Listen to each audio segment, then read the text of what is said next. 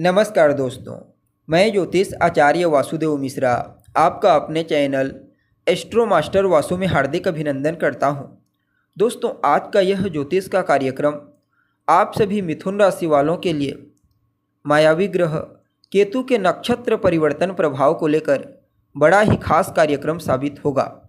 जी हाँ, अध्यात्म के ग्रह केतु बीते 6 जुलाई 2025 की दोपहर 1:28 पर अपनी वर्तमान राशि सिंह राशि में रहते हुए दैत्य गुरु शुक्राचार्य के पूर्वा फाल्गुनी नक्षत्र में प्रवेश कर चुके ने और पूरे वर्ष इसी नक्षत्र के अलग अलग चरण में रहते हुए आपको परिणाम प्रदान करेंगे और इसके पश्चात अपने स्वयं के नक्षत्र मघा नक्षत्र में प्रवेश कर जाएंगे।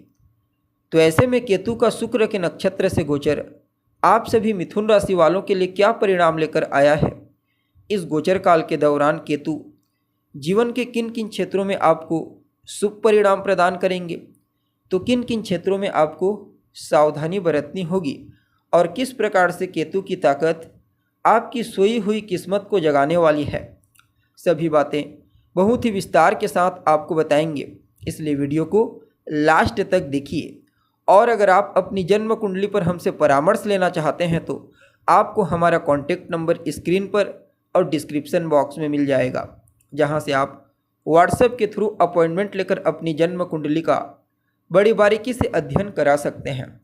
तो दोस्तों, केतु कौन है? केतु तो धर्म, अध्यात्म, मोक्ष, ज्ञान, वैराग्य, अलगाव के कारक हैं। केतु अपने इन्हीं कारकत्वों के चलते हमारे जीवन के विभिन्न पहलुओं को प्रभावित करते हैं। वैसे तो केतु का सीधा सीधा संबंध अध्यात्म से है, लेकिन जब बलवान अवस्था में गोचर करते हैं तो जातक को न सिर्फ आध्यात्मिक रूप से ऊंचाई प्रदान करते हैं, बल्कि सांसारिकता के लिए, भौतिक सुख सुविधाओं के लिए भी विशेष फेवरेबल होते हैं। और इस बार भी कुछ ऐसा ही सकारात्मक परिणाम आपको अपने जीवन काल में देखने को मिलेगा। ऐसा क्यों?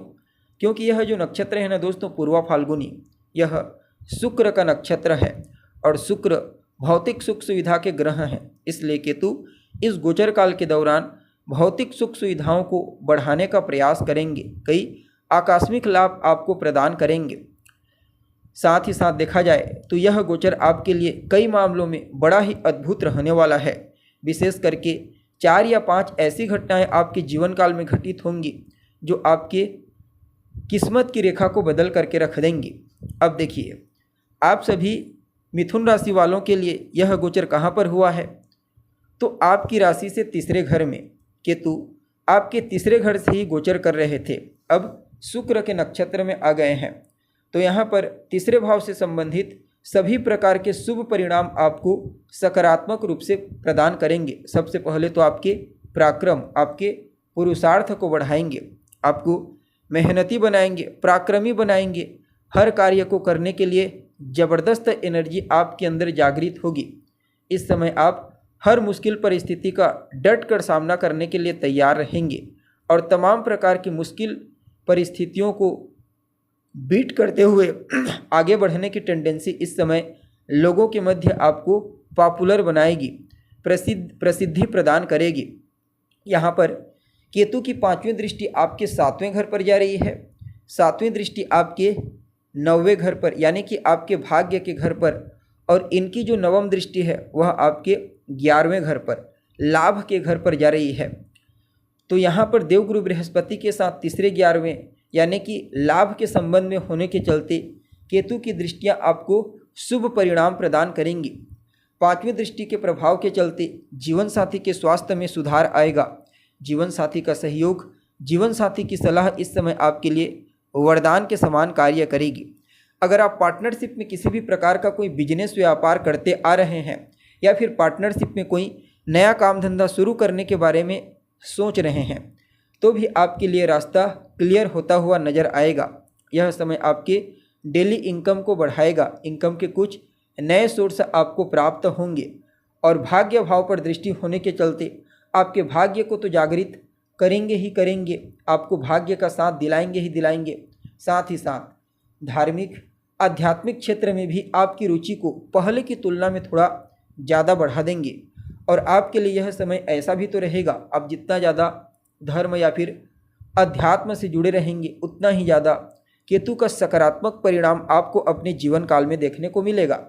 यह गोचर आपके जीवन में विशेष रूप से ईश्वरीय कृपा के दृष्टिकोण से भी अच्छा रहने वाला है। थोड़ा सा एफर्ट, थोड़ी बुद्धिमत्ता, थोड़ी चतुराई से आप अपने तमाम प्रकार की इच्छाओं को पूरा कर सकते हैं, क्योंकि 11वां घर आपकी इच्छा पूर्ति का होता है, आपके अभिलाषाओं का, आपके डिजायर्स का। फलतः 11वें घर पर केतु की दृष्टि आपको आकस्मिक रूप से कई बार अपनी इच्छाओं को, अपने अभिलाषाओं को पूरा करने का मौका देगी। साथ ही साथ यह समय आपके बड़े भाई बहनों के करियर में भी विशेष ग्रोथ दिलाने वाला साबित होगा।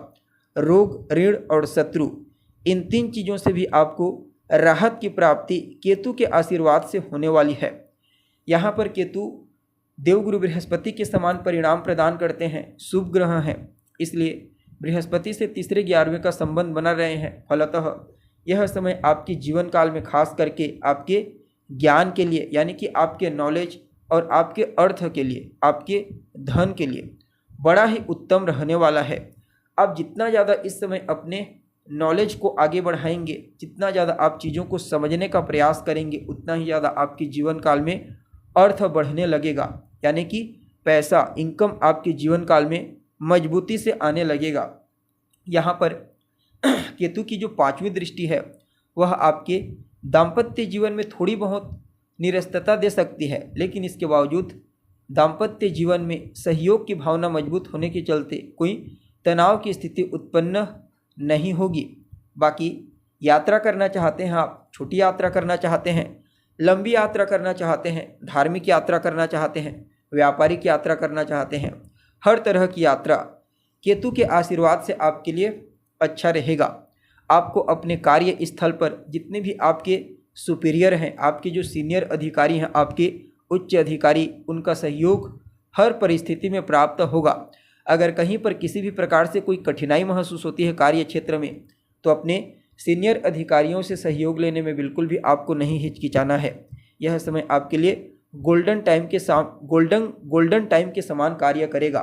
फलतः जितना ज़्यादा आप अपने कार्यों को योजनाबद्ध तरीके से स्टेप बाय स्टेप पूरा करेंगे, उतना ही बेहतर और सकारात्मक परिणाम आपको केतु की कृपा से इस गोचर काल के दौरान प्राप्त होगा। कुल मिलाकर के देखा जाए तो आप सभी मिथुन राशि वालों के लिए केतु का यह गोचर, जो कि आपके तीसरे घर से हो रहा है, बहुत ही अच्छा रहेगा। आपके कम्युनिकेशन स्किल्स, आपके संचार कौशल को भी काफ़ी हद तक विकसित करने का प्रयास करेंगे। इस समयावधि में आपको अपने दोस्तों से, अपने भाई बंधुओं से भी सहयोग की प्राप्ति होने वाली है। कुल मिलाकर के बेहतर रहेगा। उपाय के रूप में क्या करना चाहिए आपको, तो केतु के मंत्रों का जाप कीजिए। अगर आप उनके एकाक्षरी बीज मंत्र का नियमित जाप करते हैं, ओम केम केतुवे नमः, इस मंत्र का, तो यह गोचर आपके लिए और ज़्यादा फेवरेबल हो जाएगा। तो दोस्तों, उम्मीद करते हैं जानकारी आपको पसंद आई होगी। अभी के लिए बस इतना ही। पुनः मुलाकात होगी एक नए एपिसोड में। तब तक के लिए नमस्कार।